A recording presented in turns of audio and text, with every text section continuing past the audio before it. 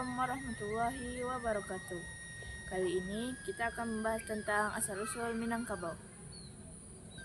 Kita pasti tidak asing ketika mendengar suku Minang atau suku Padang.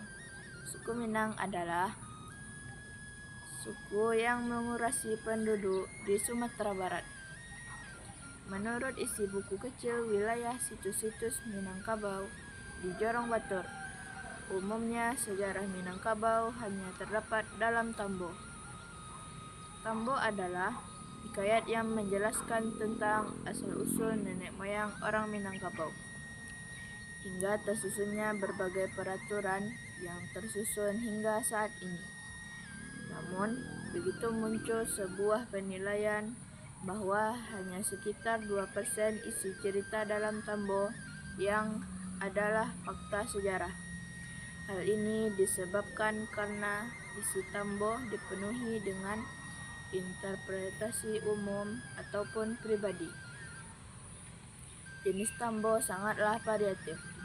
Di antaranya adalah Tambo tulisan, Tambo asli, dan Tambo terjemahan. Sementara itu, Tambo yang tersebar dinamakan dengan Tambo Layang. Tambo Layang berumur sekitar 200 tahunan. Tambo tersebut berisi tentang tulisan Arab Melayu. Meskipun adanya ketiadaan sejarah Minangkabau yang tidak pasti, tetapi masyarakat Minangkabau percaya bahwa asal-usul nenek moyang mereka berasal dari puncak Gunung Merapi di Sumbar.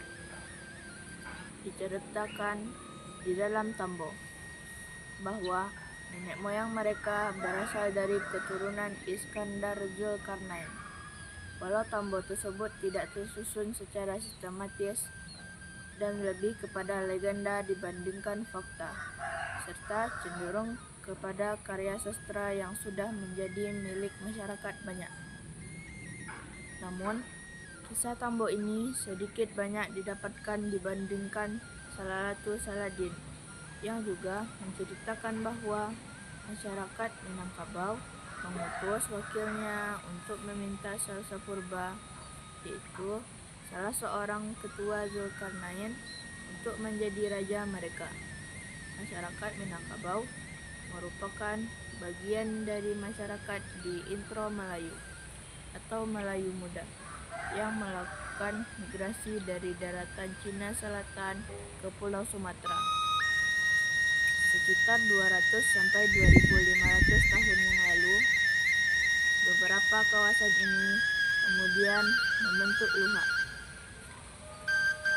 Di Minangkabau ada 3 luha yang disebut Luha Nantigo.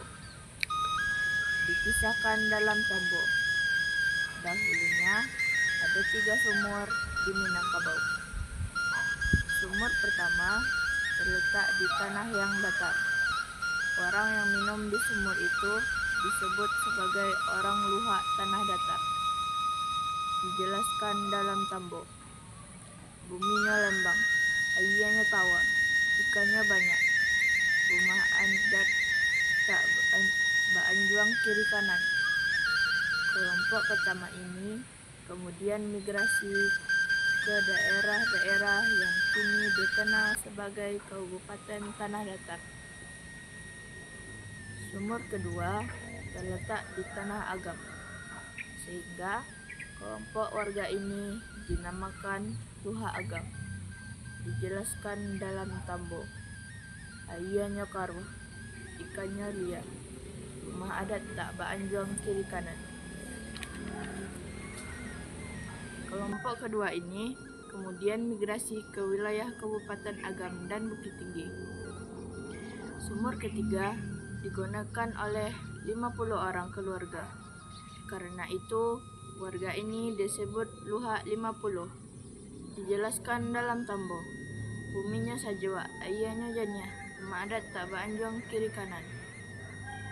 Kelompok ketiga ini kemudian migrasi ke wilayah Kabupaten 50 Kota dan Bukalayakumbuh.